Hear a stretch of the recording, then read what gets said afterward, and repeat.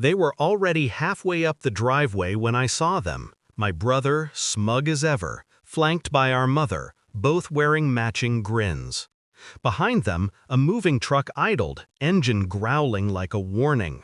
"Friday," he said, voice dripping satisfaction.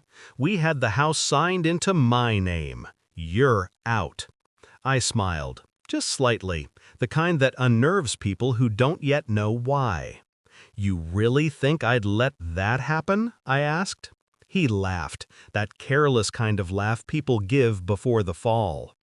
2 days later, they came back, with movers, boxes, a new arrogance polished to a shine. And then they froze. Because on the porch, beside the brass mailbox and the white columns they thought they owned, stood a man in a dark suit, my attorney, and I holding a folder. But let me start where it began. My grandparents built this house brick by brick after the war. My grandfather poured the concrete himself. My grandmother planted the oak in the yard. It wasn't just property, it was legacy. When they passed, they left it, along with everything else, to me. Not out of favoritism, but trust. I was the only one who showed up, every Sunday, every doctor's appointment, every late-night call. My brother, Eric, came for holidays. Sometimes, when there were gifts involved. Our mother never hid her bias. "Eric's just busy," she'd say, stirring sugar into her coffee. "You don't mind helping, do you?" I didn't, not then. I believed in family. But grief does strange things to people. When the will was read and I inherited everything, house, accounts, a $900K estate, my mother's smile cracked. Eric's did too. I caught the flicker of resentment before it settled into calculation.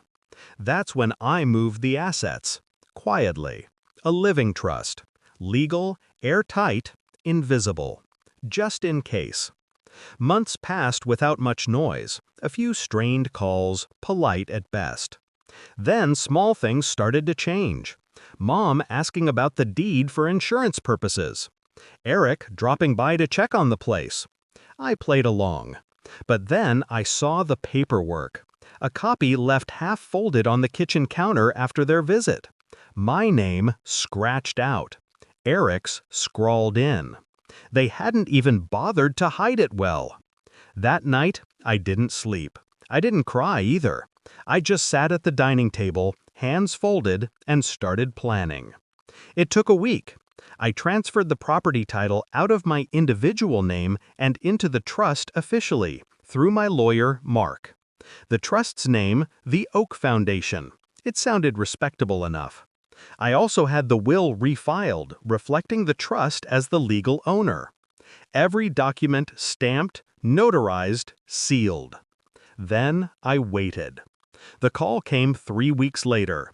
Mom's voice was cold, rehearsed. "We've decided it's better if Eric takes over the estate.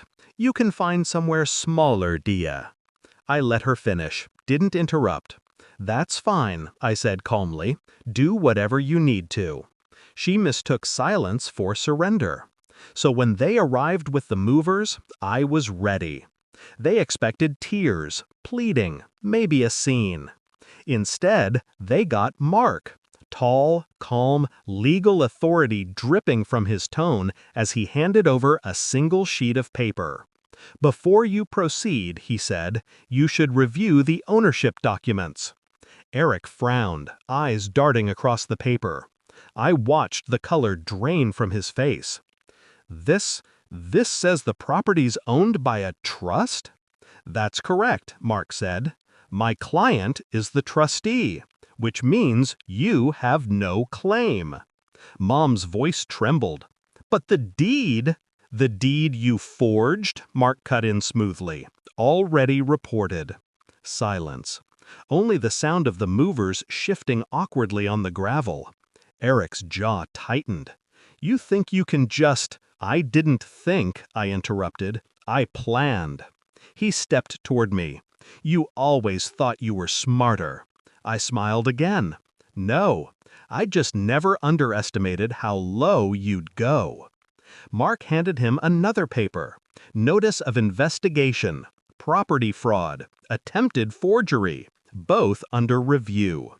Eric froze. Mom's face collapsed in disbelief. "You reported your own brother?" she whispered. I met her eyes. "You taught me to protect family. I just learned to define who that includes." They left that afternoon. No boxes moved, no victory speeches, just silence trailing behind them as the moving truck rolled away. I stood on the porch long after they were gone. The oak tree rustled softly in the wind, its roots deep, unshaken. I should have felt vindicated, but what I felt was cleaner, like exhaling after holding my breath for too long. Later that night, I opened the folder again. Inside were the documents, the trust records, everything in order. My grandparents' photo sat on top, framed in silver. "Don't worry," I murmured to them. "It's safe now." Because revenge isn't about rage, it's about balance. And balance, when done right, doesn't make noise. It just restores what was already yours.